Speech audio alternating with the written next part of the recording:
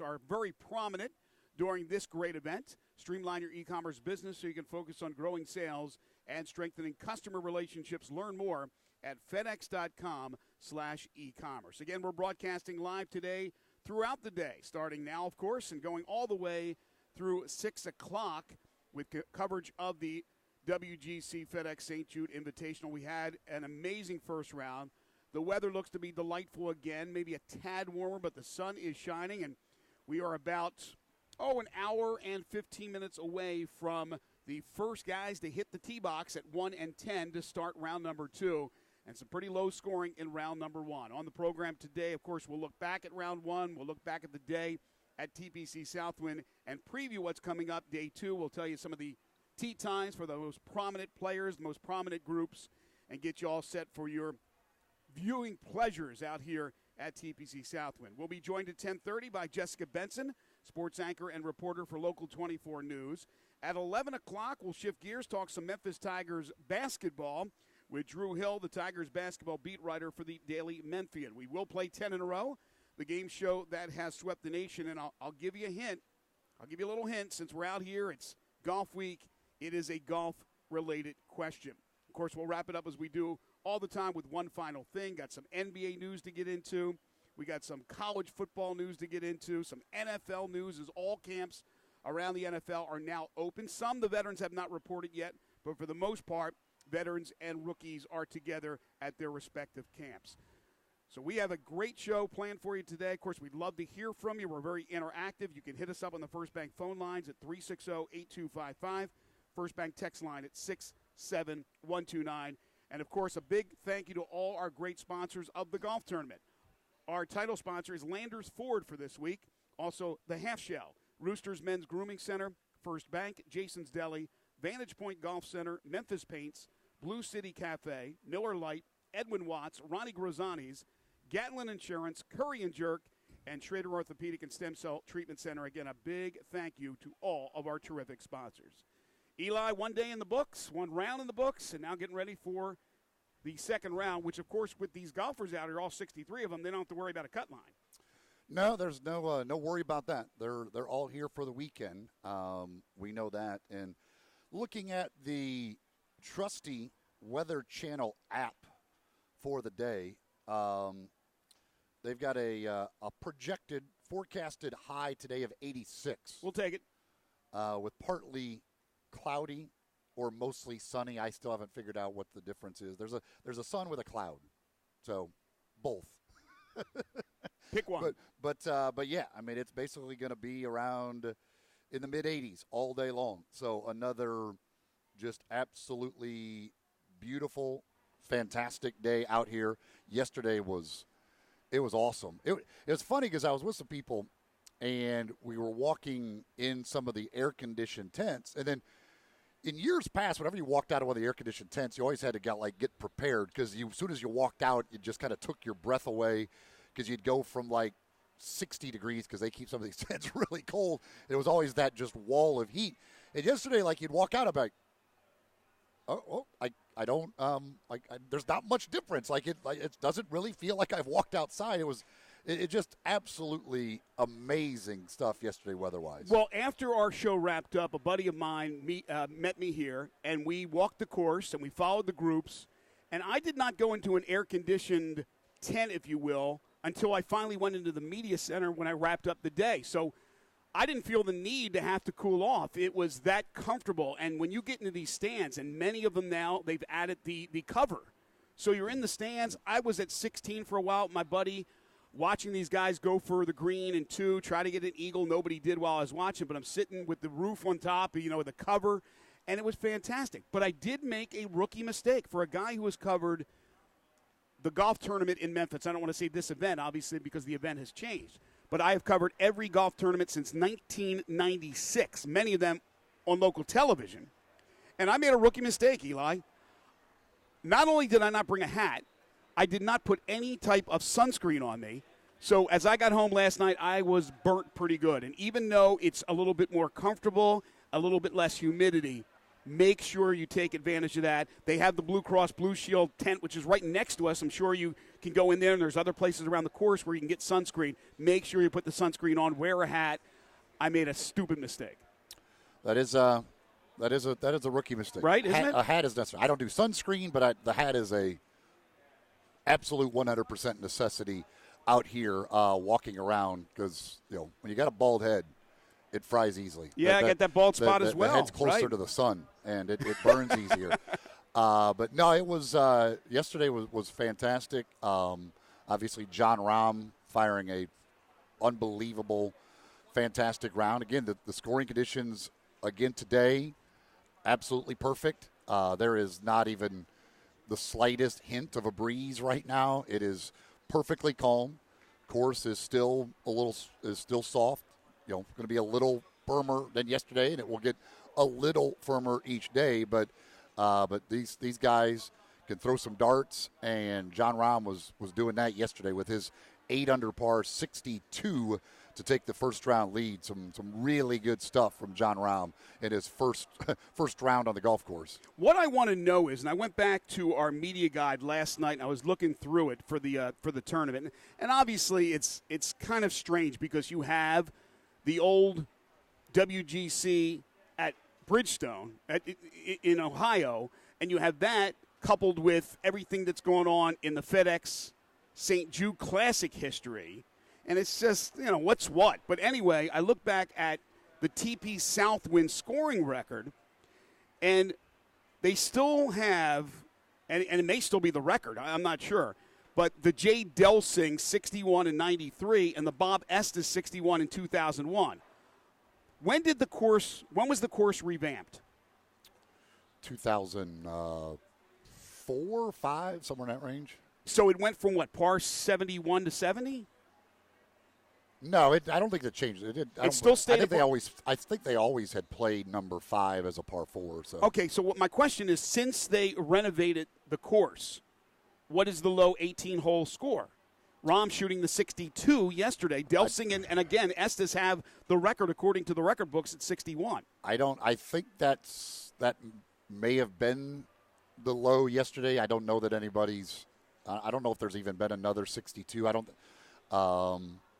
With him, I'm not sure, but I can't remember anybody shooting 8 under since they redid the place. He was just rolling in long birdie after long birdie after long birdie. John Rahm had the short stick going yesterday. Yeah, he almost I watched him on 16 come within inches of chipping in there. They could have got him another one, but yeah, he's one of those guys. I mean, he's extremely talented. His issues have been he can get a little fiery and kind of lose it a little bit when bad things start happening to him. But yesterday, there were no bad things that ever happened to him. He didn't make any bogeys, so he didn't have to worry about losing his temper. When everything's going that smoothly for you, you don't have to worry about losing your temper. And John Rahm, one of the golfers, and there are quite a few of them, who announced before the start of this tournament that they will donate money to St. Jude Children's Research Hospital with each birdie and eagle. I think it's $5,000 for an eagle and $1,000 for a birdie. Maybe it varies with golfers, but John Rahm I knew was $1,005, and he had 8 birdies yesterday. So that's $8,000 in round number 1 that he personally is donating to St. Jude Children's Research Hospital. So congratulations to John Rahm. Before we continue recapping round 1, we'll get you set with the tee times for round 2. We got to remind everybody, Eli, we got an amazing golf package that is going to be won by somebody later today. That's right. When Wolo and Stats wrap up out here today, and we wrap up our live broadcast from out here at the hub at TPC Southwind, we'll be drawing out a winner, and somebody is going to win a golf package, which includes golf for 4 at Galloway, which includes carts, golf for 4 at Audubon, including carts, golf for 4 at Fox Meadows, including carts, a $100 Miramichi gift card, and a $20 Edwin Watts gift card. That's all going to one person at the end of the day today when we wrap up our coverage. So, all you got to do to get entered and have an opportunity to win that entire package is when you're out here today, stop on into the hub. Again, it's right along 18 fairway. It's the closer to the tee box of the 2 big tents. You've got the pavilion which is the hospitality, higher-end hospitality next to it, and then the hub, which is open to anybody. If you're on the grounds, you can pop one in here. It's air-conditioned, feels great. They've got all kinds of activities. They've got McAllister's Deli. They've got the Grey Goose Bar, so you can get food, you can get drink, you can just relax. You can charge your phone. They got charging stations. You could go to the AutoZone Fun Zone here where they've got a putting contest and video games and stuff for the kids to do. Other vendors have booths set up. There's all kinds of stuff to do here in the hub. So you come in here, come over to our table and fill out an entry form, drop it in the box, and there you go. You're entered. You don't have to, nothing have to buy. You don't have to do anything other than literally write your name and phone number on a piece of paper, and then you are entered into that contest. Again, Golf for 4 at Galloway, Golf for 4 at Audubon, Golf for 4 at Fox Meadows, a $100 Miramichi gift card, and a $20 Edwin Watts gift card, all going to the winner of our drawing. And as I mentioned yesterday, if you came by and filled out an entry blank and dropped it in the box yesterday, you can do it again today. But please, 1 entry per day per person. But again, if you did it yesterday, come on by and fill out a second entry and double your chances of winning our prize package. All right, so Rahm shoots 8 under. You get 5 guys who shoot 5 under, and they're 3 strokes behind after the first round. As you said yesterday on the broadcast, you predicted a low round. I think you said 8 under, and the conditions were conducive to low scoring. There were some guys that struggled, though. Poor Kevin Kisner with a 77, shot 7 over par. He's a heck of a golfer, but he's 63rd in the field. But for the most part, you had good scores. 35 golfers in red figures. There were only 19 that were over par. Yeah, I mean, again, it's just great conditions out here for them, and they're going to take advantage of giving that opportunity. Kevin Kisner, I saw Kevin Kisner get the worst break you can possibly imagine on number 11. He came within, I don't know, like you could probably say centimeters or whatever of making a hole in one. To the point his tee shot hit the pin and the cup all at the same time. To the point he damaged the cup. They had to they had to repair the cup after his shot. But the problem was it didn't go in the hole. It kicked him back into the water. That's horrible. He made what a bad break. He ended up making double bogey on the hole with a tee shot that could have very easily gone in, but just got rejected by the pin. I felt, and when he was 5 over at that time, and I'm thinking like that is the moment where you just feel like you just want to drop your club and go, like, seriously, like this, I'm 5 over already. Can I just get one break? And not only do you not get the break of it going in, you get the bad break of it kicks it all the way back into the water, and you end up making double bogey on the hole. So what could have been a hole in one ends up being a 5. It's a 4 strokes. If that ball somehow goes in, it's a 4-stroke difference on the hole. And it ruins your day. Your mentality shot, and you try to get it back, and you probably compound the problems with other problems. So it was a rough day for Kisner, and he was in that group with Patrick Reed, who did not have a good round either. So you had a couple of guys in that group struggling. Yeah, the next hole, Patrick Reed had his issues. And that was not bad breaks. That was just bad shots because he number 12 yesterday gave the field. It was the toughest hole. People struggled yesterday on 12, which they always do. I mean, that is a tough tee shot from where these guys play it from. But a lot of guys hitting into the water there. Dustin Johnson 4-putted the green. Number 12 was a beast yesterday. I was out there for a while. I watched Jordan Spieth. Now, you, I think, told me you were on the tee box and you saw Spieth put it in the water. I was on the green, behind the green, and so I watched when he dropped, which was kind of weird from where we were at. It looked like he dropped really, really close to the water, but I guess he figured that's the shorter distance to go right over the water to the green. Well, he puts it on the green, not a bad shot, left it probably 25 feet short, and then he proceeded to, let's see, that was his 3rd up, and then 4-putt for a 7. And then he takes the ball and he throws it into the creek. And I saw a lot of guys struggle. The only guy I didn't see struggling on 12 of the groups I saw was Koepka, who almost rolled it in for eagle. So he had about a 2-footer uphill, and he made the birdie. But everybody else seemed to struggle, who I watched putt on that 12th green. That I don't know if it was just the pin placement or just overall it's a rugged green, but those guys were struggling. But then the worst thing I saw yesterday, and I'm just the fans. Just the Poulter thing? Fans, don't be that guy. Don't be that guy. Yesterday on 18, Ian Poulter over kind of down in the area by the bunker closer to the gallery. And as soon as he hits his second shot, like literally as soon as he makes contact, some idiot in the crowd yells, "Get in the bunker." And Poulter immediately head snaps up, knew exactly who it was. He's like, the guy in the green shirt right there. He said a few things to the guy, and Poulter immediately was like, "Security, can you get that guy out of here?" And kudos to the other fans around because they were all pointing out to make sure everybody knew exactly who it was that was being the idiot. And then security came and took him out of there. But don't mess with my guy Poulter. Come on now, be better than that. Don't be that guy. Like I know some people don't like Ian Poulter because of Ryder Cups and all that stuff. But seriously, don't be that guy in the crowd. Just act like a normal human being. You can have your favorites. You can have people you don't like. But as you said, I mean, these guys are out here. They're playing hard. They're trying to put on a show for the fans out there. Just keep it to yourself. Just keep it to yourself. Yeah, if you don't like him, you don't have to cheer for him. Like, you don't have to celebrate or whatever. But just don't be rooting for bad things to happen when they hit a shot. Exactly, because what's going to happen? Boom, you're out of here. And I'm glad that's what happened. I was told that the renovations took place in 2012. 2012. Well, that was that late. I was thinking it was earlier. Well, if that's correct information. God, I felt like it was a lot earlier than that. I thought it was as well, but I'm curious to see where that stands. The John Rahm 62 yesterday, 8 under par. So Patrick Cantlay, Bubba Watson, Cameron Smith, Hideki Matsuyama, and Shugo Imahira all shot 5 under. Host of golfers at 4 under par. The scores, again, were low. Justin Rose, some notables, and there's a lot of notables in the field. Justin Rose, 3 under. Phil Mickelson ended up 2 under par, so not a bad round for lefty. Brooks Koepka, 2 under.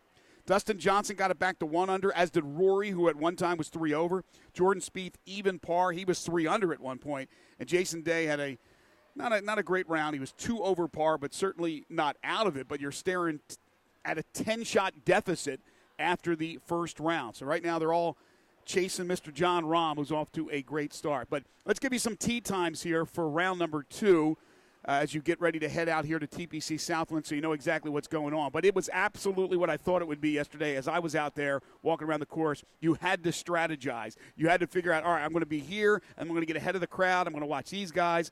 But it's impossible to see everybody. I did not see one shot of John Rahm yesterday. The first groups that go off at 11:20 once again today be Kevin Na, Kevin Tway, Sergio Garcia off number 1, J.B. Holmes, Alex Noren, and Philip Erickson off number 10. That's the 11:20 tee times. On number 10, then, following Holmes, Noren, Erickson, the next group is Ian Poulter, Matthew Wolff, and Corey Connors. If you haven't seen Matthew Wolff play, come out here, go watch him hit a couple of shots. His little hitch thing that he does is, in person, it is even more drastic than it looks like on TV. It is like, it is crazy to watch in person, honestly. Like, I was disturbed by it. That was very weird to watch somebody do that. But he is he is not a big guy, but he hits it 1.5 miles. They're followed by the 2 premier groups, Rose, Kuchar, Spieth. They're at 11:42 off number 10. And that's followed by, at 11:53, McIlroy, Koepka, and Day. And then the Kisner, Reed, Biergaard group follows them. Later off number 10, at 12:48, you get the Hideki Matsuyama, Tony Finau, Matt Wallace group. Bubba Watson and Adam Scott are right ahead of them at 12:37. Phil Mickelson is at 12:59, going off number 10 as well. Over on number 1, going off at 12:48 is the group of Rahm, Woodland, and Schauffele. And then at 12:59, the final group to go off number 1 is Justin Thomas, Dustin Johnson, and Paul Casey. So Casey, Johnson, and Thomas will be the final group out here playing number 18 this afternoon. And again, tomorrow, things start an hour early. It will still be threesomes, but let me double check with you because I was questioned by a friend of mine because at first I said they're going off 1 and 10. They won't. They'll all go off 1. Yes, they are. They're going off 1 and 10. So it's the exact same setup. just an hour earlier. But if you start an hour earlier, how does it fall within that 5 hour? Well, I guess it does. 5 o'clock is when it's Central Time. You're done by 5. I'm thinking Eastern Time is 6 o'clock. So the last groups would go off at approximately what? They'll go off at noon. It's basically 2 hours of tee times. So they give you basically a 5 hour round. Although yesterday it seemed like they were moving a little bit quicker. 4.5, a little bit more than that probably. And okay. So threesomes once again tomorrow and Sunday, off of 1, off of 10. Of course, the groupings will be reshuffled after today's second round. And again, this will be an hour earlier tomorrow. The final tee time, there's the one extra tee time on number 10 today. I don't know if they'll do that on number 1 tomorrow. I assume they probably will. That's at 1:10 today. So if you were starting at 10:20, that would be 12:10. So you start at 12:10. Final group goes off at 12:10. They're looking at 4.5 hour round. You're right at 4:40, 4:50. They have a little post round coverage. And then 5 o'clock, boom, the TV window is done. And on to local news. And again, it sets up well for fans because all of the golfers are out on the course at the exact same time. You can kind of move around to watch whoever you want to watch, and it works well for TV. That's what they want. They want all of the golfers for as much time as they possibly can when the TV coverage is on. So it'll be a fun day. But yeah, you don't have to get out here real early. It's just an hour earlier than today. The gates will open at 9 tomorrow. They do want to also remind folks about parking. Lot C is sold out. Because this is different parking-wise than it has been in the past. Lot C, yes, you cannot just pull up to Lot C, expect to pay, and park. It is full. It is sold out. There is no parking in Lot C. You can go to May Park on Quince, park there for free, and there is a shuttle that will bring you over to the golf course. That is one option. Otherwise, as I've said, Uber is probably your best option. Get dropped off right there between 1 green and 2 tee. Makes it very simple. Now, tomorrow and Sunday for the weekend, they will have the FedEx World Headquarters parking lot available. It is cash only, so bring cash, but you will be able to park there, and then they have a shuttle that will run you over. So that is available, but as only on the weekend. Obviously, employees are parking there today, but for Saturday and Sunday, they do have the FedEx World Headquarters available as extra parking. All right, when we come back from the break, as promised, Jessica Benson's going to join us from Local 24 News. But I do want to say this. I talked to my friends with the PGA, some insiders. They couldn't divulge all the information, but I know we discussed yesterday about the schedule. I told you that the schedule will be coming out on Monday for the 2020 golf season, the golf calendar. And I said more than likely that it's an Olympic year. It's going to be a little bit different, but more than likely they're moving up the WGC FedEx St. Jude Invitational to the 4th of July weekend. But the rumor mill was that the Open Championship would be the week behind it. They didn't confirm anything to me, but here's what they told me. They said, Greg, everybody in Memphis is going to be happy. Everybody is going to be happy. So I can't wait to hear what the news is Monday. Hopefully the John Deere is between the WGC and the Open Championship, and then there's no excuse for that guy I told you I would not mention on the show. We'll take the break. This is Sports 56 Middays, continuing coverage of the WGC FedEx St. Jude Invitational. Come on by and see us at the Hub at TPC Southwind. Real Sports Talk, Sports 56, 96.1 and 87.7. Listen online anywhere, anytime at sports56whbq.com. For over 8 decades, America's farmers have counted on the Little Red Tractor from Case IH, the Farm All, to help them make short work of their demanding chores. Well, Mid-South Ag Equipment can show you they aren't just for farms anymore. With horsepower ranging from 30 to 105, plus an army of attachments, these tractors can tackle every chore on your to-do list. Call 662-890-3141 or stop in today to find a Case IH Farm All that's right for you. Tee it up at Edwin Watts Golf with their sizzling summer savings specials. Look for hot deals on items like TaylorMade TP5 Picks golf balls, now 2 dozen for only $80. Cleveland CBX wedges for only $99.99. That's a $30 savings. And save up to $200 on Rogue irons. Just a few of the hot specials you'll find now at Edwin Watts Sizzling Summer Savings. Edwin Watts, home of the 90-day satisfaction guarantee, serving golfers since 1968. Starlight Lounge presents An Evening with the Progressive Box. Adios, old friend. Yeah, I've got no secrets and no regrets. Well, a lot of regrets, but the point is I've got nothing to hide. Kind of like the way Progressive shows you their competitors' rates. You gotta put it all out there, baby. Excuse me, miss. Does this heart belong to you? Would you like it anyway? Progressive Casualty Insurance Company and affiliates. Comparisons not available in all states or situations. Prices vary based on how you buy. For the World Golf Championship FedEx St. Jude Invitational, Landers Ford in Collierville has supplied 200 new Fords for the pros to drive. 120 new 2019 Ford Expedition XLT EcoBooster now demo priced up to $15,000 off MSRP. John Kitchens, tell us more. A portion of the proceeds goes directly to St. Jude Children's Research Hospital. Visit LandersMemphis.com. VIN number 1MFMJU 1HT7KE A06845 MSRP 61,250. Offer includes $97.80 and Ford rebates and $52.20 dealer discount. Sale price $46,520. Vehicle subject to prior sale. Price plus tax, title license, and $499.50 processing fee. Offer in 73119. Got something you want to get off your chest? You better have a backup plan. Want to join the conversation? Someone needs to tell him he has to grow up. Join us on the First Bank phone lines at 360-8255 or the First Bank text line at 67129. If you're the owner of a company and you're tired of a dirty office building, or maybe you're tired of dirty restrooms, or floors and carpets that are filthy, or windows that you can't even see through, I've got a solution. Let Trinity be your cleaning solution. Trinity Professional Services. They're putting professionalism back in cleaning. They specialize in stripping and waxing and buffing floors, in cleaning carpet. Just make it seem like it's spring outside. Window cleaning where you see through and everything shines. Commercial janitorial services specializing in final construction cleaning. Hey, the people that own this company, they are big construction people. They know what needs to be done. So if you would like it done the right way, call Todd Pope or Tommy Ferrari, the former Tiger quarterback, at 833-6773. 833-6773. It's Trinity. They're your cleaning solution.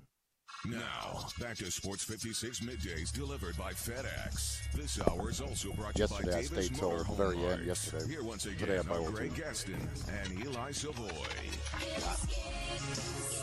We welcome you back to Sports 56 Middays live from the Hub at TPC Southwind, continuing coverage of the WGC FedEx St. Jude Invitational. Correction from the texter that sent us the information for the renovations at TPC Southwind. He said he accidentally fat-fingered it. In other words, it was 2005. He threw a 1 in there. And Eli and I both thought it was 2000 or 2012, I think he said. It was 2005 was when the renovation took place. I thought it was fairly soon after I got to Memphis, so I thought it was in that 4, 5, 6 range because I got here 2003.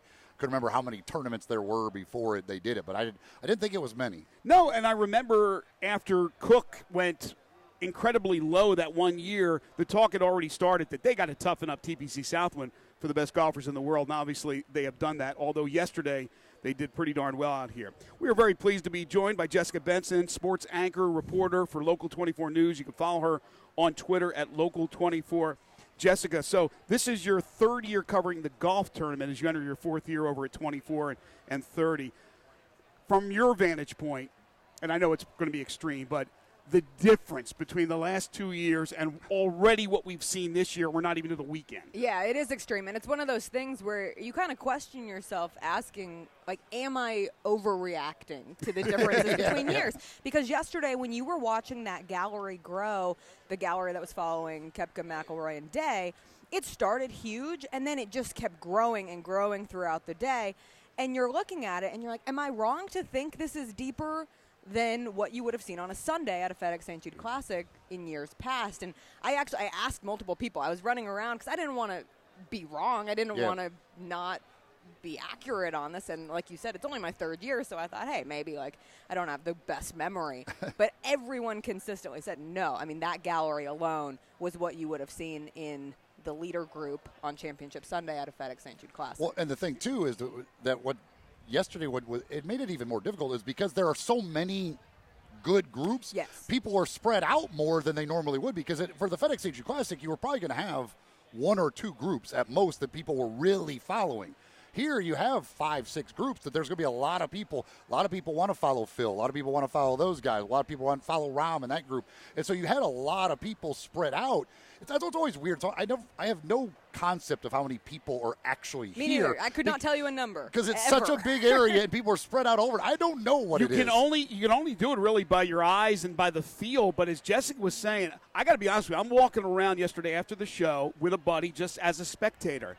And I said, not only is there more people here for a Thursday than ever before, I think there was more people yesterday than any of the Sundays before. So I can't imagine what's happening this weekend. And remember, you don't have a couple of crowd pleasers in Tiger and Ricky Fowler, yet they're going to probably at least double what they've done in the past. So it is spectacular to go out there and to see these galleries, as Eli said, all over the place, not just behind Dustin Johnson and Phil Mickelson. No, and it's across the board, and especially when you had a case like yesterday where DJ and who else was on that front or teed off on the back nine yesterday with DJ?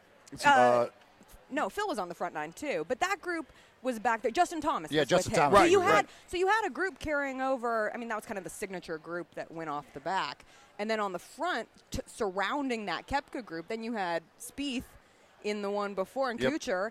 So you had this conglomerate of people just kind of chilling between the two. And, I mean, what more could you want? That's exactly what we wanted to see out here yesterday. And I think sometimes, like us in the media, we get so focused on how great of an event this is for Memphis. Right. But sometimes I think there's a question of like, okay, does Memphis also think this is as great? This is such a basketball town. Memphis isn't a golf town by nature necessarily, but to see the commitment yesterday from the fans and the experience that was created, it obviously translated into the fan experience Because as they're well. happy for their city, Jess. Yes, they're happy and for. you want to see. I mean, when I'm trying to figure out what content to produce for 24 on a given night, I want to produce the content that makes people in Memphis excited that this golf tournament is here. So you're hearing these players say TPC Southwind is in the best shape they've seen it. When you hear world number one, Brooks Koepka, say these greens are in the best shape they've been in the last 4 years, that's awesome. That's just straight up positivity about Memphis and about this experience, and that's what you want from the national perception to come through as well. Absolutely. That's what's always amazed me about this tournament, even when it was like the Phil Mickelsons and like how much he raves about this golf course. And he about, still does. He still does. Great ambassador. Like every one of them that plays here, like they love playing here. They love Memphis. They love the golf course. They all love the St. Jude tie-in, and they're donating the extra money. Like every time, it's getting them. Now, the point on the schedule used to be an issue just because of the major, and some guys were and some guys weren't. Now, with it being this, I'm just happy that a lot more of these guys are going to get this experience because they always seem to love it once they show up. Well, and Rom has said it more. I've talked to him both the last 2 days and even before he played yesterday and obviously crushed his first round in Memphis. But he was saying that he was regretful of not coming in the past, and schedule-wise it didn't work out. He doesn't like to play Bermuda courses either, he said, just kind of like a personal note. He didn't grow up on him, so he has since said both times, speaking to him, that he regrets not coming in the past because he didn't realize what Memphis was and what this event meant for the community and the St. Jude element of that, and that's one of the main reasons why he's decided to do this $1,000 per birdie, $5,000 per eagle this week, because now he gets it. And like to listen to him talk about Memphis, this is a guy who's playing here for the first time, and he already has such a significant reaction to what this tournament means and what his experience in the city has been. That's what you want. So now the guys who, you had Phil, who's been here forever, who will talk up Memphis any chance that he gets, and the other guys who have played here too, but these guys who are playing here for the first time, who are having this immediate aha moment of, oh, maybe I should have been coming here all along. That's what's really cool to see. Jessica Benson is joining us here in the hub at TPC Southwind. Come on by and say hello. We're broadcasting live all day long. John Harden will follow with Johnny Radio's Happy Hour from 1 to 3, and then Sports Time with Lolo and Stats from 3 to 6. Of course, you can see Jessica on Local 24 News, 24 and 30. But she's a great follow on Twitter as well, at Local 24 Jessica. And I'll just say, you're just funny. You're funny to follow. You and your former boyfriend, now fiance, that whole thing has been hilarious. He's going to be out here today, too. Well, and now as a couple out here Yes. officially. See, but, we're now we both sport the rings now. Oh, yeah. See, What's she's got her ring, and then I got my ring this past weekend. and I don't because I tore my finger up and I can't put the ring So it on it. doesn't fit. So I can't. But I wanted to say you're so innovative. You always look for something that's off the beaten path. New angles. And the angle yesterday you took, okay, it may not be a great lunchtime topic. Or it's the perfect one. Or it's the perfect one, especially if you're out here. I mean, a little trip inside the women's bathroom. mind blown. Okay, these bathrooms here, I don't know. In past years, I never was graced with the opportunity to go into one of the porta potties at the TPC Southwind Experience. These are not your normal porta potties. No. Like, these are mini homes. Yes, they are. They are. Myself They're and- comfortable to hang out in. Yeah, Weekend Sports Anchor at Channel 5, Studio Upadea, we were the last ones here yesterday, and we got out of here around 8, and we said, like, we could set up camp in these bathrooms and easily spend the night and then just pop back up the next day. They were, like, tiled. I mean, I'm sure it's, like, fake. I would hope no one actually tiled the porta potty. That's AC slightly though. wasteful. You walk in there. AC. It smells nice. Giant mirror. I work in TV. These giant mirrors are so much appropriate. And sinks. Like, Yeah. we got these cooling towels yesterday. Was the media gift, and no one knew how to get the cooling towels. I'm sorry. Go to the porta potty and use the sink in the porta potty, and you are set to go. So that was my big find of day one.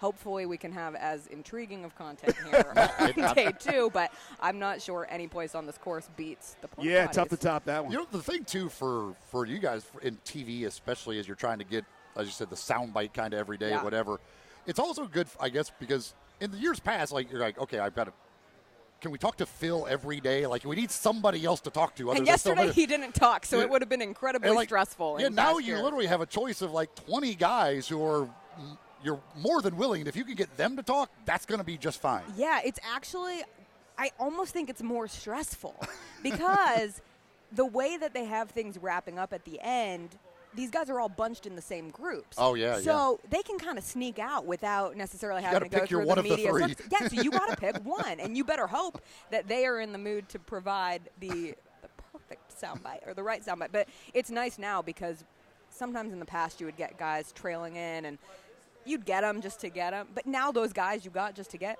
are still big names. So it doesn't matter. They can kind of fit into your stories and people still have name recognition with the people that you're getting. Whether it's the WGC or the old FedEx St. Jude Classic, I've covered this tournament every year since '96. What you want is either the biggest names you can get winning the thing or a great storyline, right? So you're not really rooting for a certain person, but in years past, you're like, please, maybe DJ. We were lucky last year. You are rooting for and yes, okay. I don't want to put down Fabian Gomez or Ted Treba, but here's the thing. The other thing is you want a competitive Sunday. So my question to you is, after Rahm got off to this amazing start at 8 under, I mean, look at these guys at 5 under going, we're 3 behind already. What do you think will happen as we move into round 2 today and then the weekend?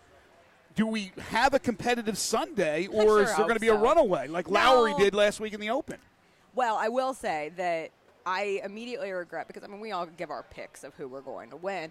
And if I had picked based on nicest person I talked to leading up, I would have picked wrong. And now I'm very regretful to not have gone all in on John Rahm. Who'd you pick? I have Finau, and he's even. Okay. I mean, there's still so much room. That's the thing. With a course like TPC Southwind, we've seen it before. There's the opportunity for guys to significantly come back, especially on Saturday. Right. We've seen a significant amount of movement there in the past. I am going to take the optimistic approach and think that we can absolutely still see a competitive field. And the fact that it's a 3-stroke lead, but it's so early, like you said. It's so early. And in a situation like this, I almost feel in events like World Golf Championships where there's no cut, just the mental part of it, too. Like, guys feel like they can kind of take maybe a slower, play a little safer need to be on aggressive Thursday, on Friday, day one. not That's a be good quite point. as aggressive going in, Right. and then build as the weekend advances. So that's my hope for this, in that we do still have, I mean, there was a time, what was DJ yesterday at one point was 3 over, and I'm sitting there like, oh no, we can't be out of the, and he ended the day 1 under. And Rory was 3 over too. He was one of my picks, and then he ended up in red figures. Yeah.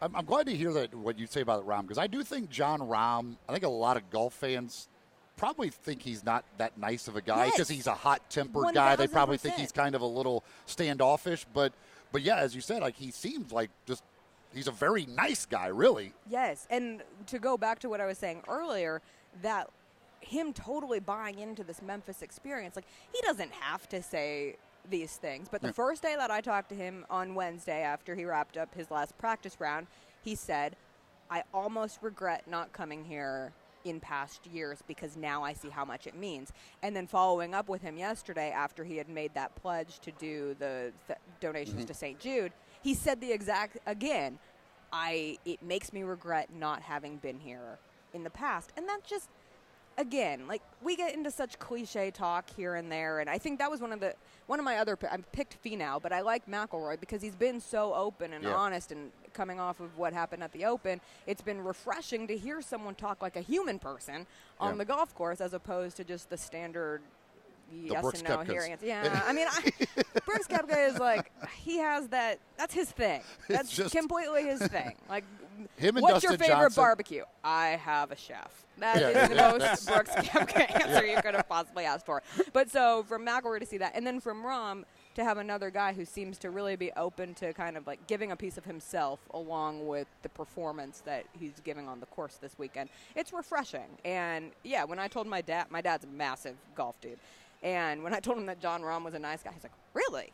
Yeah. Is that you don't I'm say? saying people just see his temper on the course, and I think they just assume he's like kind of a jerk.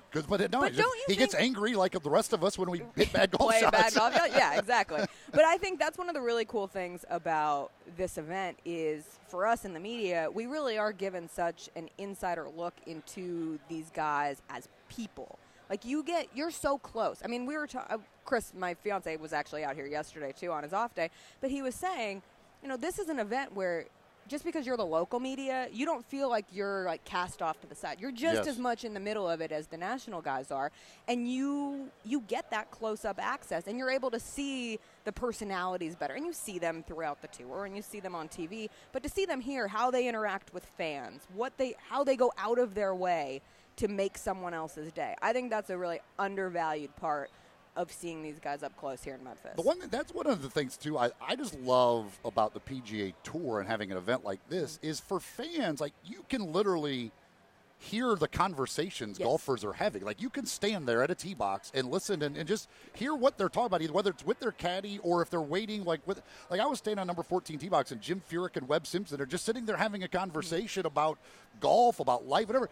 And you can hear it clear as day. Like you're only standing 4 feet from them, so it's like, you're like, and you just get that. You access. feel like you're eavesdropping. You're like, wait, am I supposed to be here? It's so weird to think like that as a fan, you just can stand there next to these guys and listen in on their conversation, and you don't. Yeah, you kind of feel weird, but you're like, no, like they understand I'm listening. Wait, what am I supposed to do? Plug my ears? Yeah. You've always been able to do that, but here's the difference. Years ago, I remember going out again after working, and I watched some groups, and I'm watching a group that had Ian Poulter. And it had, I can't remember who else, but it was 3, Zach Johnson and another guy. But pretty big names, especially for the old tournament when you didn't get a lot of big names. And I was amongst 3 people in the gallery. And they're talking, and Ian Poulter was talking to Zach Johnson about property and property values. And I'm listening to these guys, and there's only 3 of us there. And it was kind of like embarrassing that it was only that many. Now, as Eli said, everyone, you still can hear these conversations. You're still right up there against the rope watching these guys, listening to these guys, and yet there's thousands and thousands and thousands of people. And then yesterday when Patrick Reed hit his tee shot on 12 and he hit it way right, I got to hear him yell the F-bomb, and I'm like, that makes me feel better. Fine. I do the same thing. I've cussed a lot on number 12 here because I've hit the ball in the water a lot. That makes me feel good when they do it. Patrick Reed, he's just like you. He's just like you. One of a kind. Real quick before we let you go, what do you got planned for today, or do you play it by ear? Kind of playing it by ear today. See what happens and go from there. Spend a lot of time in the bathroom and see what happens. Yeah, why not? You know what? Maybe I'll do a live podcast at lunch. And yesterday the media center had Gus's, so maybe my story will be what they have today. Well, I hear it's barbecue nachos. It's always a terrific story. You do an amazing job. By the way, tee times for today's second round about 30 minutes away. But make sure to catch Jessica Benson, sports anchor and reporter for Local 24 News. Follow her on Twitter at Local24 Jessica. Thank you so much. Thank you, guys. Have a good one. Really appreciate you as well. I do want to tell you folks about our first hour sponsor, and that's Davis Motor Home Mart.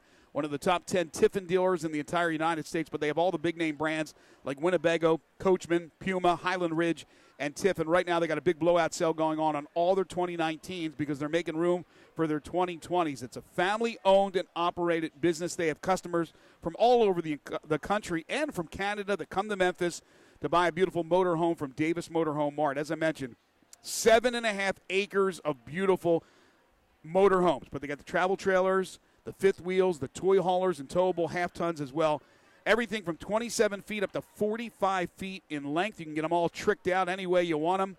How much better can it be than driving the highways and byways of this country in a beautiful motorhome from Davis Motorhome? Go to your favorite cities in style, in luxury. You can check them out at 1145 East Brooks Road. You can give them a call at 901-332-3414.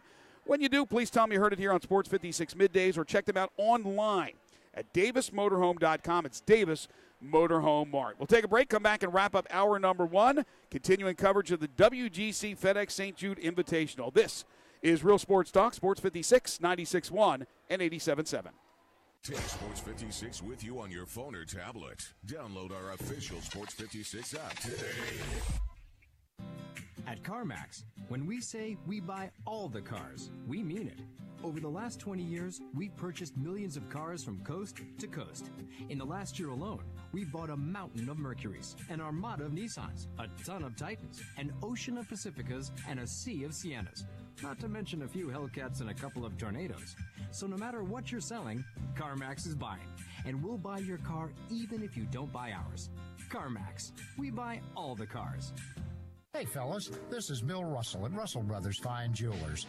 Many of you may need a birthday gift or an anniversary gift in the near future for that special lady in your life. She may have dropped a hint as to what she wants, or you may be out on an island all on your own without a clue. Whatever the case, you cannot make a mistake coming to Russell Brothers for that gift that tells her how much you care for her. Fine jewelry is never out of style, and at Russell Brothers, we would love to have you come in and see the huge selection of exquisite jewelry gifts that would thrill her beyond words. Diamonds and rubies, sapphires or emeralds, rings or bracelets, earrings, pendants, whatever you can imagine. We are well into our 4th decade of helping Mid-Southerners with all their jewelry needs, and with an A+ Better Business Bureau rating, we would love to help you as you make an important decision. Beauty, quality, value, and service. That's what we offer at Russell Brothers Fine Jewelers, 4646 Poplar at Perkins. For the World Golf Championship FedEx St. Jude Invitational, the all-new Landers Ford South in South Haven supplied 200 new Fords for the pros to drive, and they're all being sold with demo prices. 120 new 2019 Ford Expedition XLT EcoBoost up to $15,000 off MSRP. A portion of the proceeds going to benefit St. Jude Children's Research Hospital. Visit LandersMemphis.com. VIN number 1MFMJU 1HT7KE A06845 MSRP 61250. Offer includes $97.80 and 4 rebates and $52.20 dealer discount. Sale price $46.20. Vehicle subject to prior sale. Price plus tax, title license, and $499.50 processing fee. Offer in 731.19. Thinking about building a home? Perhaps a renovation you want done right. Whatever your plans, contact Ken Garland Custom Home Builders. Ken understands it's a big decision. That's why he works closely with his clients, ensuring they get exactly what they want and expect. Quality construction, on time, and on budget. For 2 generations, Ken Garland Home Builders has been building and renovating fine custom homes all across the Mid-South. Nothing is finished until everything is right. Call 901-751-1632. Online at kengarland.com. Now, back to Sports 56 Middays delivered by FedEx. This hour is also brought to you by Davis Motorhome Mart. Here once again are Greg Gaston and Eli Savoy. We welcome you back to Sports 56 Middays. We're broadcasting live from the hub at TPC Southwind, continuing coverage of the WGC FedEx St. Jude Invitational, less than a half hour away from tee times for round number 2. And again, it's John Rahm at 8 under par, leading by 3 going into the second round. There is some news from the American Conference. There is a story out that says UConn will have to pay $17 million as an exit fee to the conference to move on to the Big East. And, of course, football, as we know, is in total limbo. That's for a school that is struggling financially to have to pay $17 million to leave. Seems like it should be pretty difficult. Seems like that, again, makes that move weird. Yeah, that's a hefty price, is it not? They're going to go around. They're going to ask is it Danny Hurley and Randy Etzel for some money to chip into the $17 million. You're putting your football team, your football program in complete limbo. You're moving to a better home for your basketball teams, but it isn't much more money. Like, there isn't a real – it's not like you're going and getting $15 million more every year. It's a very similar financial thing, and now you got to pay a $17 million fee just to do it. I just don't quite understand how they're making all that work. LSU has announced that they will sell beer and wine inside Death Valley. Shocking. Well, that's going to be weird to have LSU have people drinking during football games. I wonder how they will act. I wonder, what it'll be like. Isn't it a dry county down there? I mean, LSU fans are typically so polite. I don't see anything bad happening. No problems, could no we issues. really have drunk people at LSU football games? It's a possibility, and it's a stronger possibility now. I'm assuming I would assume they probably won't even sell that much. Their people don't drink really. I think they'll probably after the first game be already wait a second. We only sold like 2 beers this entire game. Like, what are we really doing this for? It's not even worth our time. Later on in the show. The question is whether Ed Orgeron will be sending people to buy drinks for him during the game.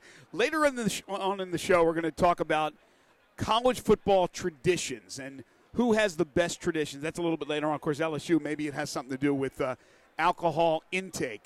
One other thing before we take the break, and again on the other side, we'll be joined by Drew Hill from the Daily Memphian. There is another golf tournament going on this week. In fact, there's a couple of them, but one of note, and that is the Senior Open Championship. It is being played at Royal Lytham. And there are 2 Memphians involved. And one is not Lauren Roberts. Lauren Roberts is not playing in this event, nor is John Daly, who we still call a semi-Memphian. But Sean McKeel and Doug Barron are playing in this tournament. Now, yesterday, the first round, they had some bad weather, so they didn't finish the round. But the last check, and I haven't looked at it since last night, but the leader was 3 under. Doug Barron finished his round shot 1 under par.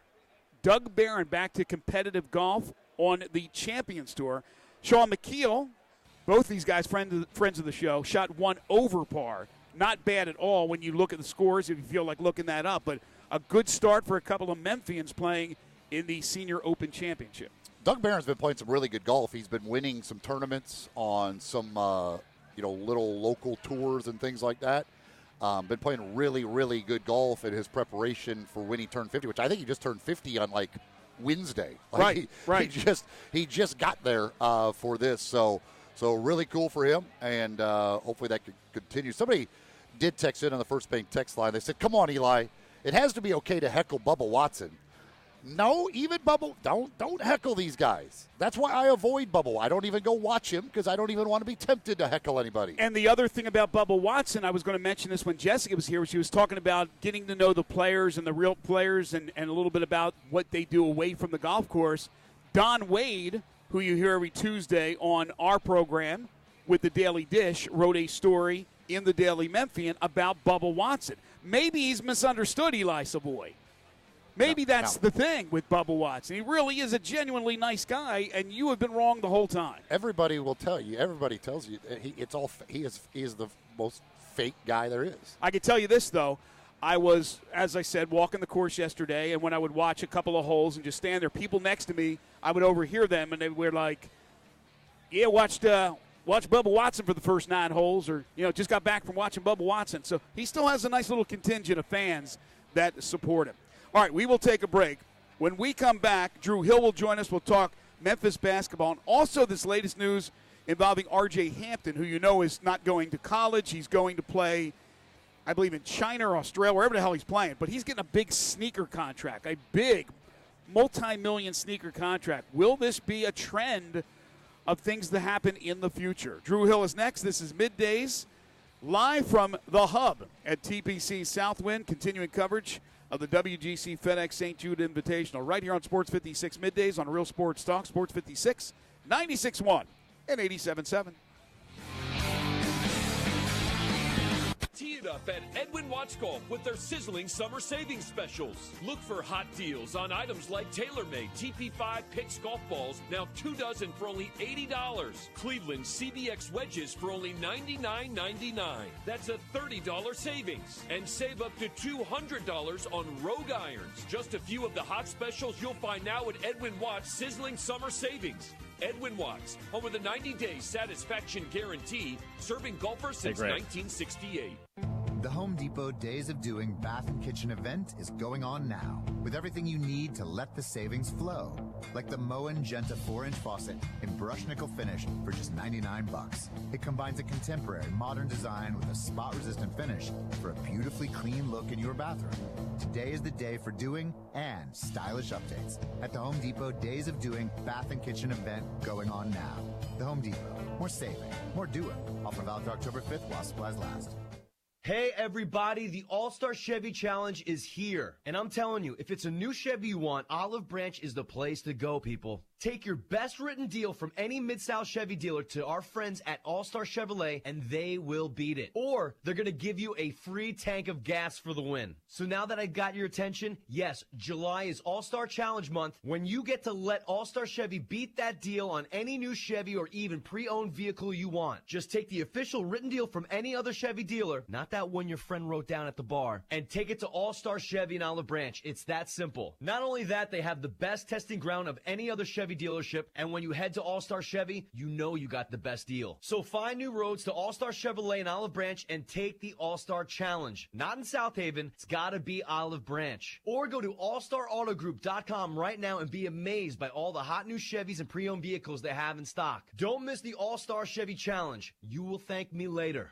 You already know you can listen to Sports 56 and 87.7 FM anywhere with the Sports 56 app or at sports56whbq.com. But you can also keep up to date with everything going on by keeping up with Sports 56 on social media. Be sure to follow us on Twitter and like us on Facebook for information on breaking news, station events, big guests, and opportunities to win prizes. Don't miss out on anything that's going on. Stay in touch with Sports 56. Hey, is Drew going to be out there with y'all? Or am I yeah, he's here. And follow us on Twitter today. Sundays and Mondays are special at the Butcher Shop, celebrating over 35 years of serving the Mid-South by giving a big thank you to you, their loyal customers. You can come in, relax, watch your favorite games, and enjoy hand-cut steaks along with a premium bar. Sunday and Monday nights from 5 until 8:30, you can get select entrees for $25. That includes a salad, baked potato, and bread, and you don't have to pick one, you get all three. Some of those entrees are 10-ounce New York strip steak, slow-roasted prime rib, Atlantic salmon with dill sauce, marinated grilled chicken breast, grilled boneless pork chops, and crab stuffed shrimp. Plus, all appetizers and desserts are 20% off. Don't forget, Hamburger Friday every Friday from 11 to 2. It's the best. The Butcher Shop, always a Memphis tradition. Call 901-757-4244, 901-757-4244 for more information, or just stop in at 107 South Germantown Parkway in Cordova. We are Sports 56, WHBQ Memphis, WIVG-FM Tunica Memphis, and WPG-FLP Memphis. Flynn Broadcasting Stations. Now, back to Sports 56 Middays, presented by FedEx. Here once again are Greg Gaston and Eli Savoy. We're caught in a trap. Well, it's pretty apropos. Elvis Presley talking about being caught in a trap. Some of these golfers certainly get caught in a sand trap. And round two action will begin in less than 20 minutes here at TPC Southwind as we welcome you back to Sports 56 Middays and continuing coverage of the WGC FedEx St. Jude Invitational. Greg Gaston, Eli Savoy on location at the hub here at TPC Southwind. Austin Eldridge back in the Family Leisure Studios where family and fun come together. Family Leisure, 2120 Whitten Road, just north of I-40. And Sports 56 Middays is delivered each and every day by our title and presenting sponsor, FedEx. Visit FedEx.com/e-commerce to see how to turn browsers into buyers. Learn how FedEx can help you take your business to the next level. So happy to have FedEx a part of our show each and every day. And, of course, very prevalent out here with this tournament, with the tour, and this course as well. We are very pleased now to be joined here in the hub by our friend Drew Hill, University of Memphis Tigers basketball beat writer for the Daily Memphian. You can follow him on Twitter at DrewHill_. DM. How are you, man? What's going on, guys? How are we? Doing well. Are you enjoying the golf here? I know you got a little bit of a reprieve from basketball until things get started in the Bahamas, but you were out there with Penny Hardaway on Wednesday, which we'll talk about in a second. But what do you think about so far, one round in the books here at this new event? This is fun. Like, I wrote about it yesterday. And look, I'm a new Memphian. I wasn't here for the St. Jude Classic before. But everyone that I've talked to has said this is just immensely better than it was before. It's a bigger deal. It still has its St. Jude roots, and it's a ton of fun. And I guess the premise of my story yesterday was, to everybody that's out here, it feels like something that's totally different, except for Millie, the Border Collie, who's the head groundskeeper here at TPC Southwind. She has no idea that this is going on. Yeah, for those who did not read the story, tell everybody about Millie and what you did for that story. I woke up at 4:30 a.m. yesterday. God bless you. I got here at 5:30. I went to bed early last night. And I rode around with Nick Bassans, who's the superintendent here at TPC Southwind, in his golf cart, and Millie is his dog. And Millie and I just hung out in the passenger seat together, and we drove around and kind of watched them as they set up the course. The sun wasn't even up yet, and we just talked about the guys who really behind the scenes who set all this up and make this all possible. They just really hope that the city appreciates it the same way that they do. But, of course, Millie was the star. Well, on Wednesday, you were not here, but you were out at Spring Creek Ranch covering. They had the celebrity am out there. And, of course, Penny Hardaway was a part of that, along with Mike Norvell and many others. But how was the day out there with Penny? He's got to be feeling pretty good right now, and just he's getting a little golf in. He's able to kind of relax a little bit. Oh, yeah, he made me feel really smart yesterday because I was riding around with or walking around and chatting with him all day, following him for his whole round, and he told me yesterday, and I didn't say he was the one who told me, but he told me yesterday. He was like, yeah, I think I'm going to get out there and go watch Rory and Jason Day and Brooks Koepka tomorrow. And so I tweeted it out yesterday. I was like, no promises, because there's never any promises when Penny tells you something. But I was like, no promises. But I think Penny's going to be here tomorrow.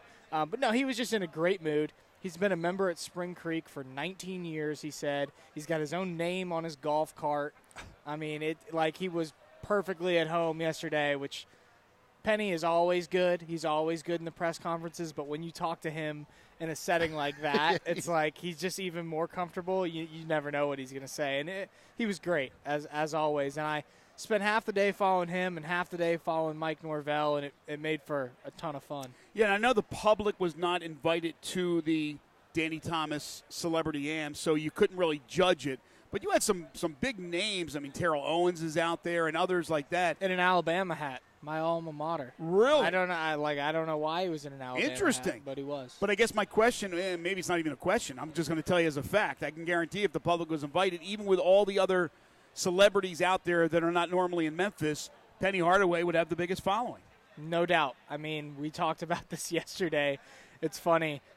Penny shows up, watches the golf, and if you go look at the local media, every single local media outlet has a story about Penny watching the golf here.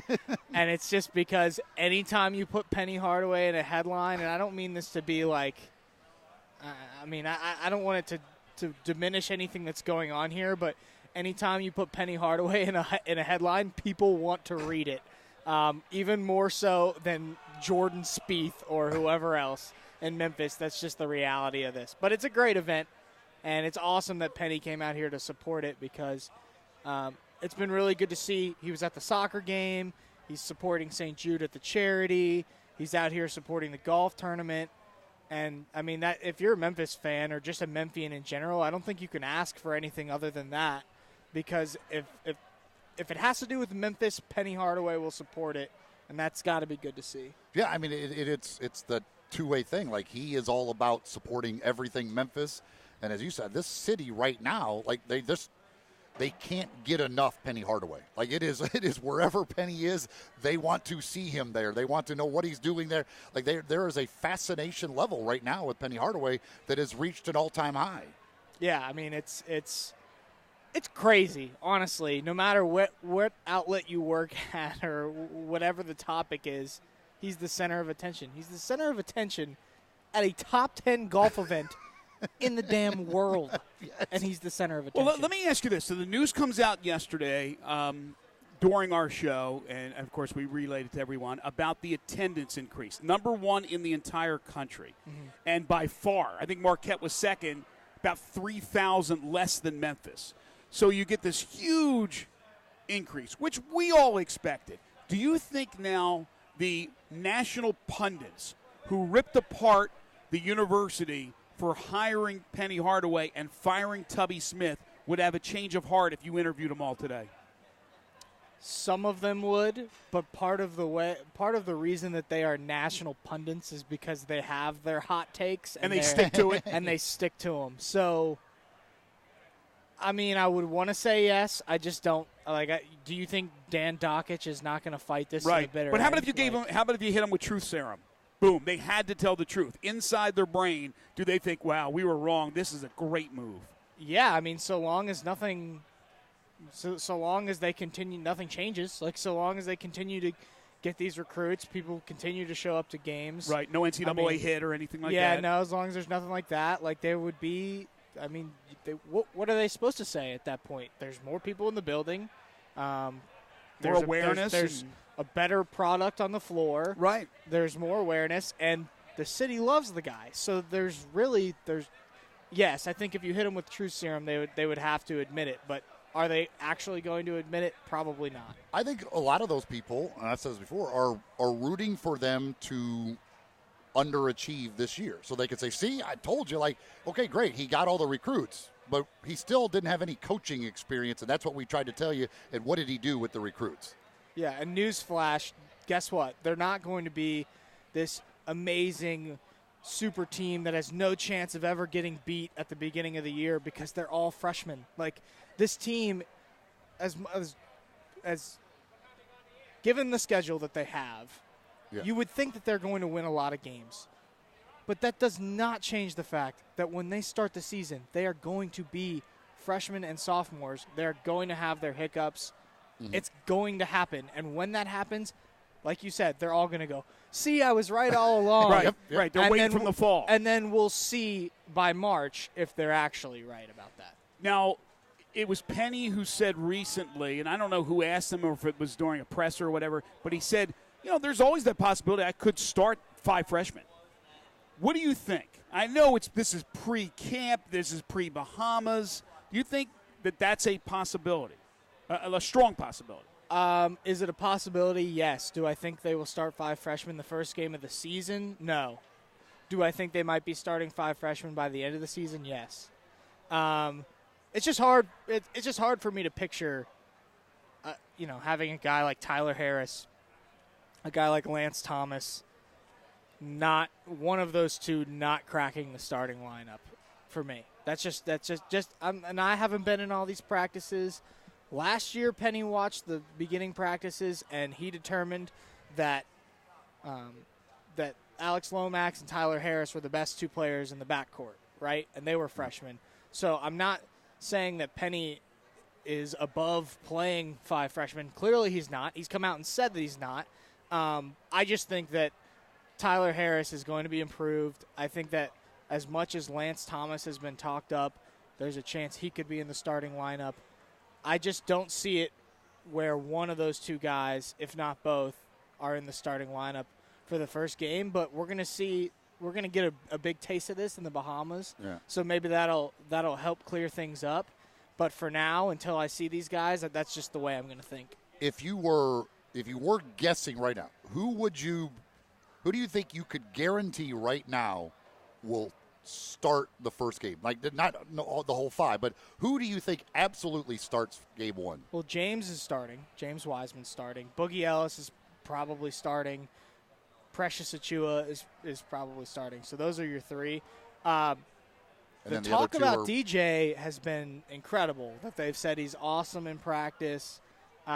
So maybe DJ's in there. So now you just have the 2 spot. And I think that's really where And like maybe you swap DJ and Lance Thomas. Like maybe that's what ends up happening. It's hard. It's really hard to imagine though that Precious, James, and Boogie aren't in the starting lineup. So the other two spots, really, you're looking at Damian Ball has been talked about a lot. He's really a true point guard. They brought in Boogie to be a true point guard. So I mean, we'll see where that goes. And then you've got Tyler, in my opinion, could start in that 2 spot.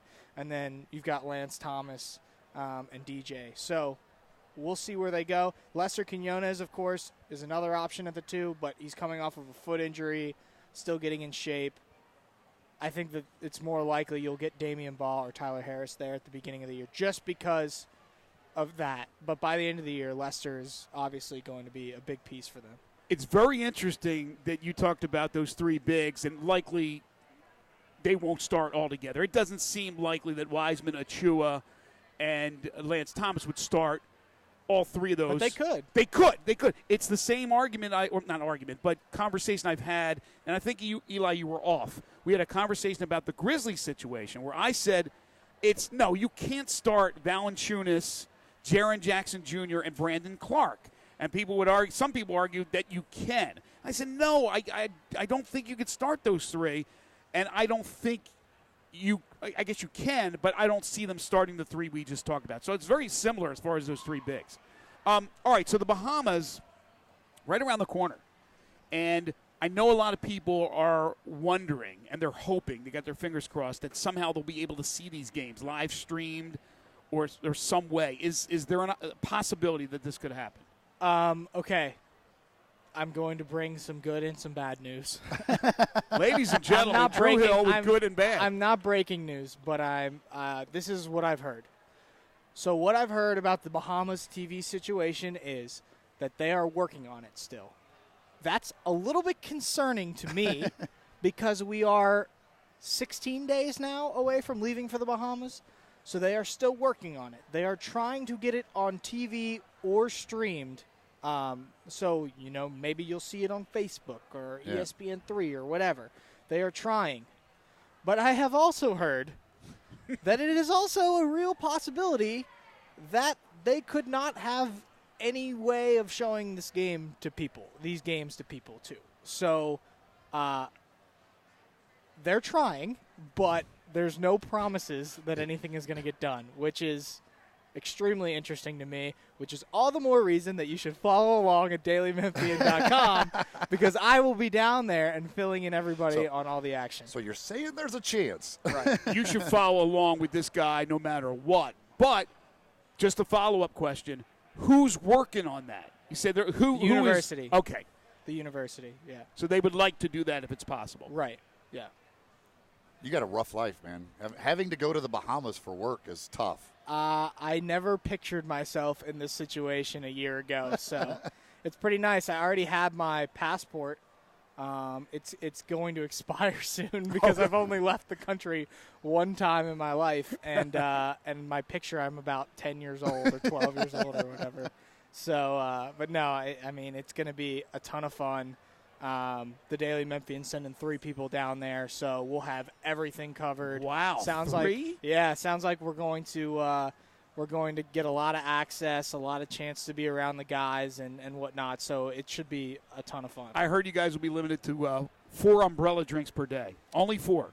I don't know. I'm not a big fruity drink guy, so you're fine with that limit. If they're not limiting any other drinks, who cares? Yeah. So I'm gonna stick with the Michelob Ultra when I'm there. So any? I think you could find a Michelob Ultra around the golf course here. They own this golf course stuff, for this tournament. It's unbelievable. You go anywhere, you could find a Michelob Ultra. You can find very little else other than that. So I'm hearing Memphis Madness. Drake could be here. No. I'm only kidding. No. Don't get me in trouble.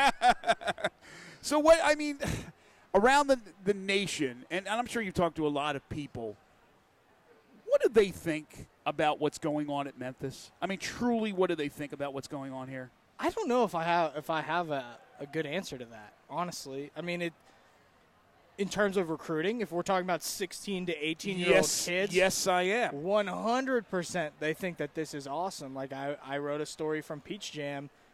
You talk to these kids, and they talk like Memphis is a blue blood. Like they talk like Memphis is in the same category as Duke and Kentucky and North Carolina and wherever, Kansas or wherever else you want to go. They talk like Memphis is just already a part of that. Wow. You ask these kids because in the mind of a 16 to 18-year-old, production on the floor matters less than what else is happening with my fellow 16 to 18-year-olds, and they're all deciding to go to Memphis, or the best ones are deciding to go to Memphis.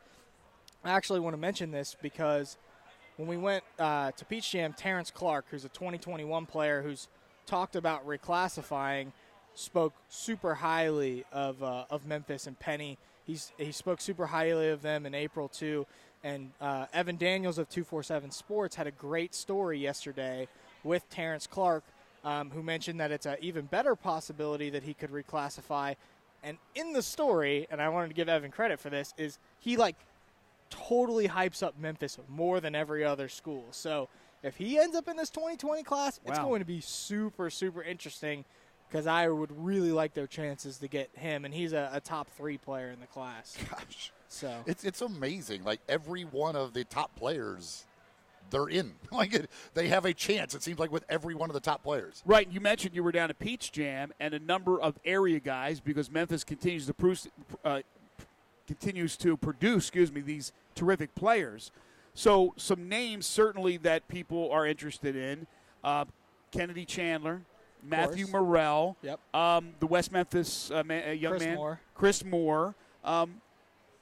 I don't want to go for 10 minutes on this, but kind of where we are right now, still probably a little bit early in the game, but you've talked to all these guys. Right. So what's it looking like for 20 and 21 as Penny and the guys continue to recruit their butts off? Yeah, locally, obviously Kennedy Chandler wanted a Memphis offer. He's 2021. He's quickly rising and is now considered one of the best point guards in his class. And I like their chances with Kennedy, of course, but it's a long way to go because he is 2021. Chris Moore and Matthew Morrell are going to be very interesting to me going forward. Chris has a lot of Memphis ties. He really enjoyed his visit. He's got 3 visits lined up. He's going to Memphis, Auburn, and Iowa State this fall. And so he said the other week that he picked up a few big offers from some big-time schools too.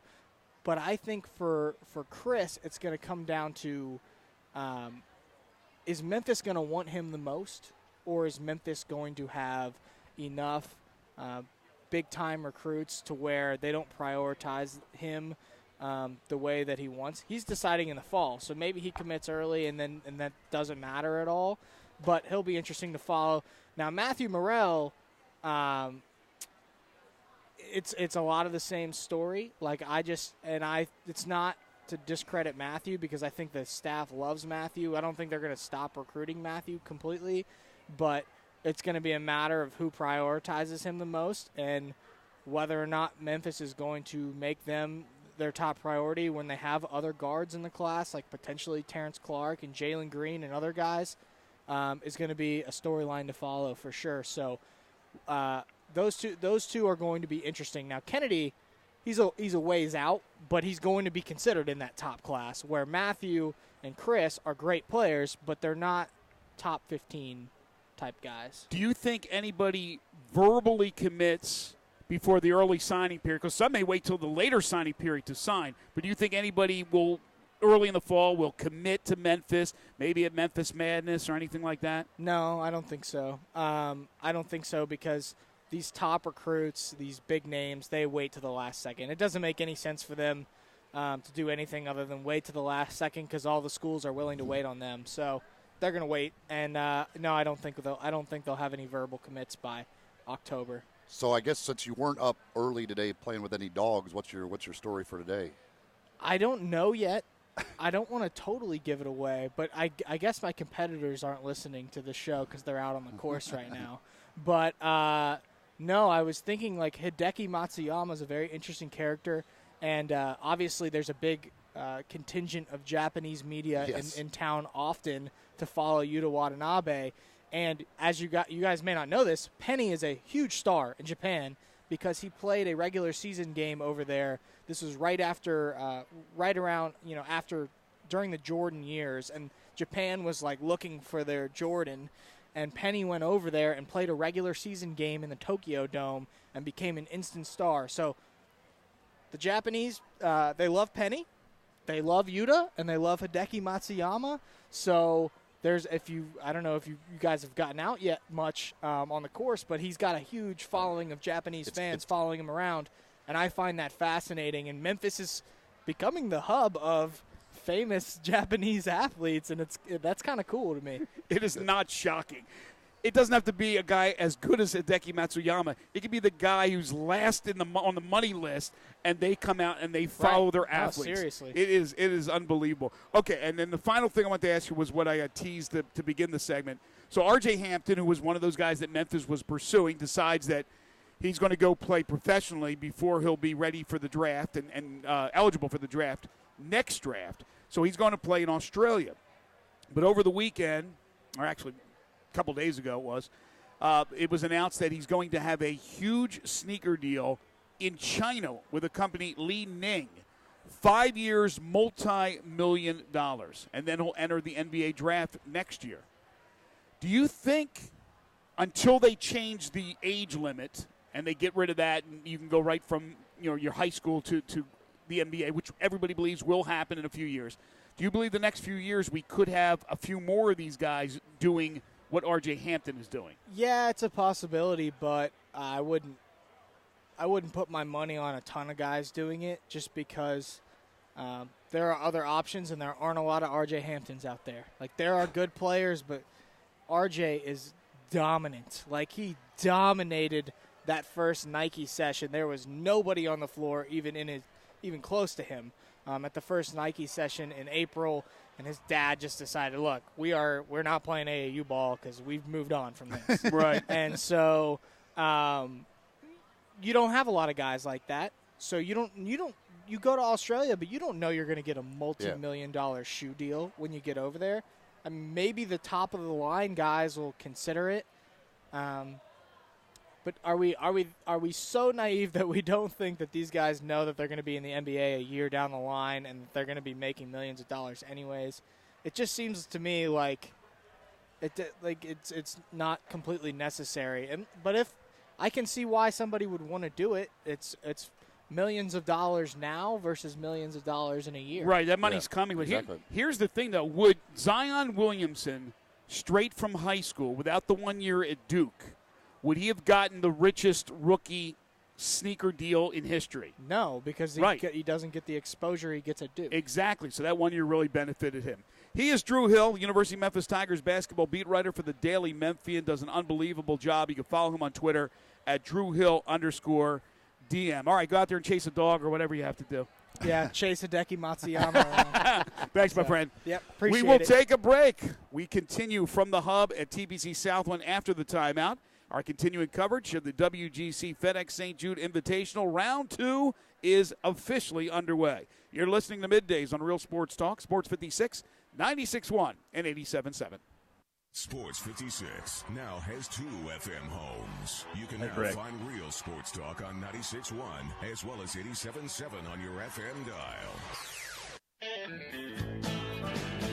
Hi, this is Troy Five Ash, owner of Five Ash Roofing. If you're in need of a roof, there's no better place to start than Five Ash Roofing. No matter what your situation is, we have you covered. We can walk you through the insurance process without committing fraud like many of my competitors. You'd be surprised how many times salesmen and contractors will manufacture storm damage just so they can get a sale. We do residential, multifamily, and commercial work. We're certified in every form of roofing we offer. Our labor warranties are for the life of the shingle, and we don't charge extra for that. And to my knowledge, there's no other roofing company in Memphis offering that level of security.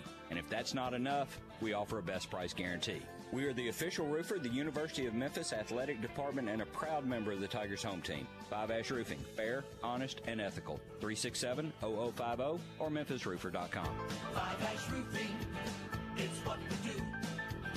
We're here for you. Kay, I understand you suffered from symptoms of Parkinson's. Can you tell me how the Schrader Orthopedic Group with the stem cells helped you?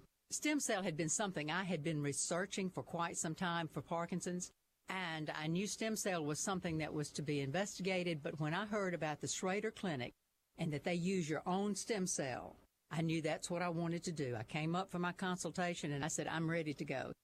I saw my first sign with my right hand because that's where I was first aware of my Parkinson's. And my hand had been drawing up.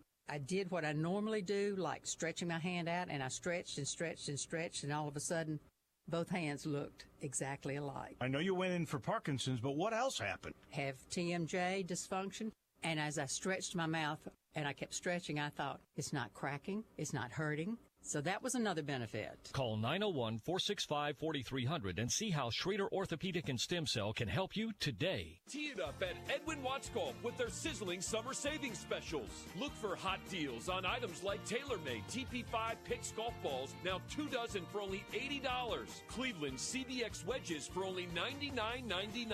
That's a $30 savings. And save up to $200 on Rogue irons. Just a few of the hot specials you'll find now at Edwin Watch sizzling summer savings. Edwin Watts, home of the 90-day satisfaction guarantee, serving golfers since 1968. At Jason's Deli, you can stuff yourself full of great deli food that's healthy, fresh, and best of all, it's not expensive.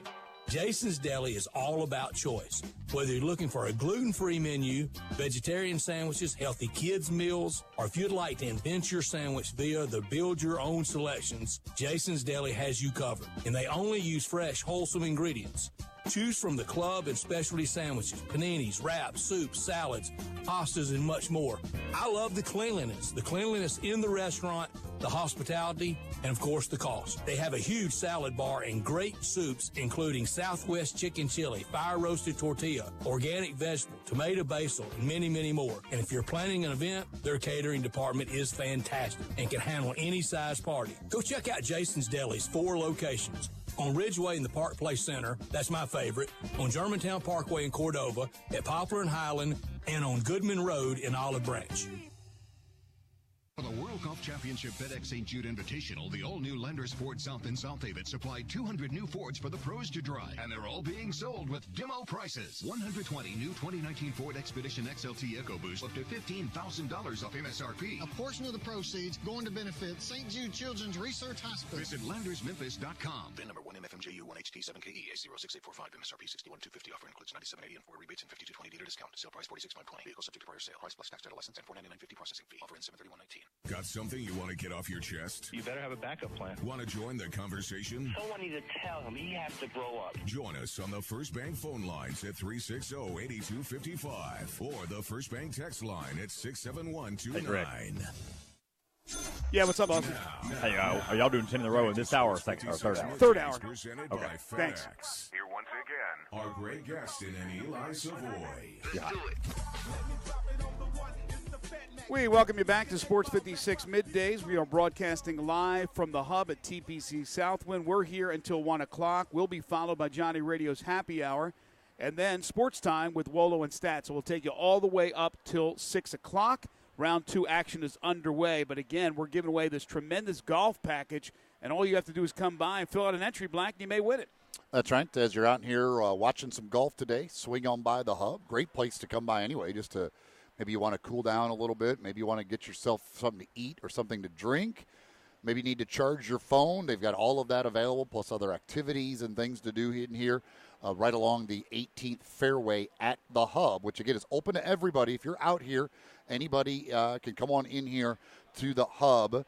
McAllister's Deli serving up food. They got the Grey Goose Bar as well. But come on by our table. Fill out an entry blank and throw it in the box, and you've got a chance to win a package of Golf for 4 at Galloway, Golf for 4 at Audubon, Golf for 4 at Fox Meadows. All those include carts. You get a $100 Miramichi gift card and a $20 Edwin Watts gift card. So great prize package, and all you got to do is stop on by the hub, drop your name in the box for an opportunity to win. The second groups of the day are now teeing off at the respective holes. Just watching a monitor here in the hub. Matthew Wolf teeing off from 10 with Corey Connors and Ian Poulter. And across the way at number 1, it's Webb Simpson, Danny Willett, and Jim Furyk. But following this Wolf group, Justin Rose, Matt Kuchar, Jordan Spieth at 11:42. Then it's Rory McIlroy, Brooks Koepka, Jason Day at 11:53. That's off of tee number 10. So hole number 10, you got some big groups coming up. And then over there on tee number 1, a little bit later on today, you'll have the group that will include Tommy Fleetwood at 12:26, Brandt Snedeker for all you Nashvillians, fans of Snedeker, 12:37, Gary Woodland, John Rahm, Xander Schauffele, not until 12:48. And then the final grouping of the day going off on 1. Of course, there's a grouping going off on 10, but that would be Paul Casey, Dustin Johnson, and Justin Thomas. By the way, Phil Mickelson, 12:59 off of T10. 12:59 in his group. Philip Eriksson, who just was one of the first guys off of number 10. That group with Eriksson and Noren, both out of Sweden, has a very big Swedish following. They do. Yesterday they were all wearing, a bunch of them wearing the yellow Swedish Eriksson jerseys. I don't know what they're decked out in today, but yeah, there's those two Swedish guys, Noren and Eriksson, paired together with J.B. Holmes, and the Swedes are out to follow them, or at least they were yesterday. I would assume they are today. Also, with Henrik Stenson, you can't miss his coach. He's in all black. He wears what is that logo, that company that Stenson has? Stenson wears Boss, right? Yeah, I think it's Hugo Boss. Yes, and Hugo Boss is, you can see his coach that follows him up and down each hole. Really cool to see that. And, of course, a lot of terrific golf coaches out here, instructors that these players deal with. Okay, want to switch subjects. A couple of things I want to talk about. First of all, the folks at Caesars Sportsbook, has released its NBA win totals for the 2019-20 season. Most teams have made their moves. Other teams, there's still maybe a move or two still to come. Rosters being adjusted. Some little moves. Not much left on the free agency market. I can't imagine we have another blockbuster trade coming up. But anyway, it's early, Eli, but I'm going to put you on the spot with some NBA win totals from Caesars Sportsbook. We'll start off with, of course, the team that we cover, the Memphis Grizzlies. The number from Caesars is 25.5. Over, under. I actually like them over 25.5. Austin, I'm going to involve you in this as well. 25.5 Grizzlies. 25.5. I think we talked about this once before. I think if they stay healthy, I could see them maybe getting 30 with a few wins they're not supposed to get. But if they lose anyone to injury, it's going to be no more than 25. Right, but unfortunately when you're betting, you're not going to know that. So yeah, if I'm betting, I'm going to have to say, if I had to pick over or under, I'd have to say under, honestly, if I had to put money on it right now. Okay. Some other teams of note here, Eli and Austin. The highest total is Milwaukee with 57. Over, under. I would go over. Austin? Over for Milwaukee for sure. Clippers are the next highest at 55.5. Under. I'm going to say under as well. They're a defensive team. Okay, now you got the 76ers, second highest in the East, 54.5. Under. That's a tough one. I like the Sixers, but Simmons can't shoot. Embiid health is a question. I'm going to have to say under on that one. See, I think I'd go over with the Sixers. I like the Horford acquisition. Plus, they got Tobias Harris back and Josh Richardson. The Jazz, they made a lot of moves. 52.5. Mike Conley's Jazz. I would probably bet them under if I was going to bet that. Under? It's awesome. Conley and Donovan Mitchell. I'm trying to think of who else that team has now. Well, they have Rudy Gobert. They do have Gobert. They got Bogdanovich. It was, what did you say it was, 52? 52.5. I'm going to, you know what? I'm going to take a risk. I'm going to say over. Over 52.5. Okay. We'll stay out west. Nuggets, 52. Over. I'm going to go over for them. Both go over on the Nuggets. Rockets have that same number from Caesar Sportsbook, 52. Under. Yeah, Westbrook and Harden, man, they're both just going to want the ball so much. I'm going to say under. All right, the Lakers only 51.5. Under. Under for me, too. Wow, so you guys do not buy into LeBron and Anthony Davis. All right, a few more. The Oklahoma City Thunder, 28. Wow, that's crazy. Eli, what do you think? I would go under. Under 28? Austin? I mean, they have Chris Paul, but that's it. Yeah, I'd have to say under for them. And who knows how long they'll have Chris Paul for. The New York Knicks are 27. They going to win more games than the Grizzlies? I would go under. Yeah, I just can't trust the Knicks under. Are you surprised they're predicted? Well, I guess in the East. Being in the East, so they get the advantage. The Dallas Mavericks, 41. Ooh. Who do the Mavericks have now besides Luka? And they have Kristaps Porzingis. Well. Is he healthy to start the season? The question is what Porzingis is and how much, I'm sure they're going to bring him along very slowly. 41, I'd go under. That's such a tough one, with not knowing what Kristaps is going to bring. Luka is good, but I don't know if he can bring him by himself. I'd have to say under right now. Okay, and one more. The Celtics are 49.5. I'd go over for the Celtics. I think they're still a pretty good team. I would go 49.5. I'd go under. Okay. There are two teams that are predicted to win 24. So less than the Knicks, less than the Grizzlies. Two teams, Eli. Who are they? You said they're two teams predicted to win less than the Grizzlies and Knicks? No, there are two teams that are predicted to win 24, which is the lowest total by Phoenix Caesars. one of them? Phoenix is not one of them, which is surprising. That's why I asked you guys. Sacramento? No. Charlotte?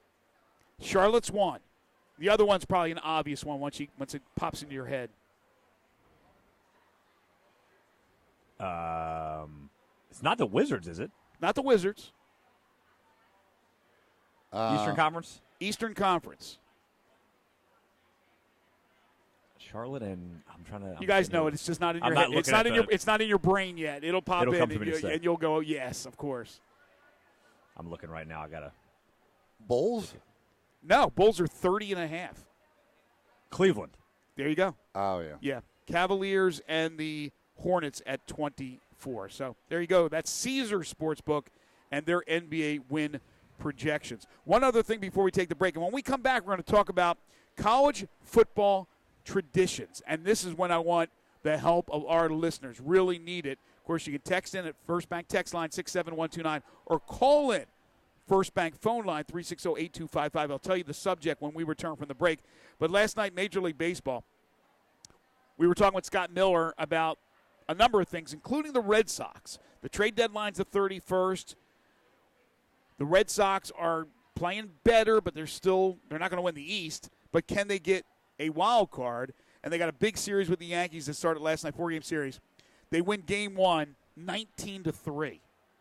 I don't know if that's a statement, Eli, or just one of those games that got away from the Yankees, but 19-3, the Red Sox last night.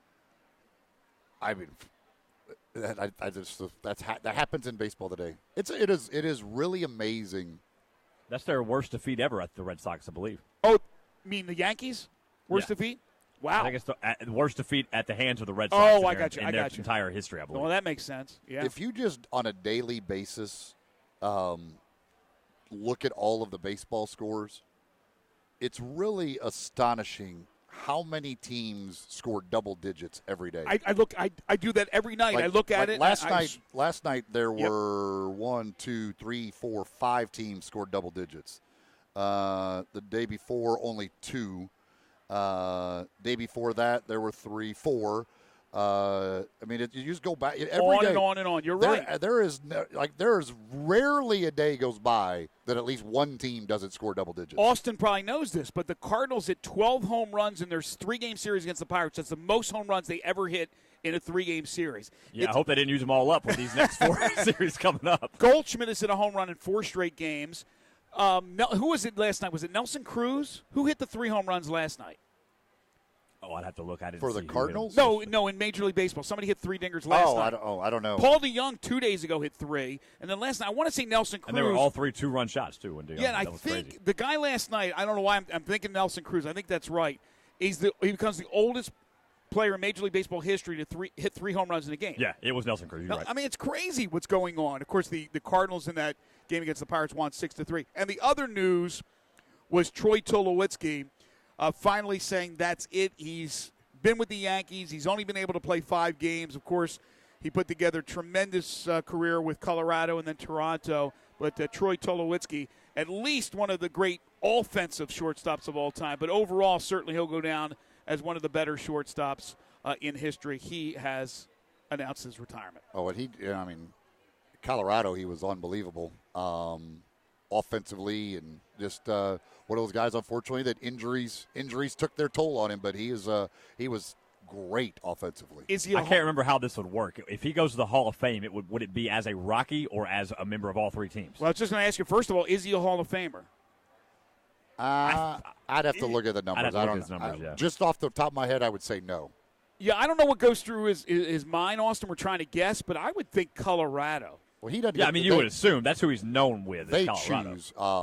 He would go Colorado. Well, they choose to a certain extent because I just watched the Hall of Fame induction ceremony, the entire 3.5 hours, and there were 2 people that did not go in. They didn't have any hat of their team. They played for multiple teams, and they decided that they did not want to have one of the hats. So I don't know if that's changed, Eli, on your preference. I don't know if Major League Baseball, maybe they consult with you, but I'm not sure that they don't let the players and their families now make the decision. But there were 2, I want to say Roy Halladay, and I don't know if the other one wasn't Mike Messina. I think it was Mike Messina. Their families and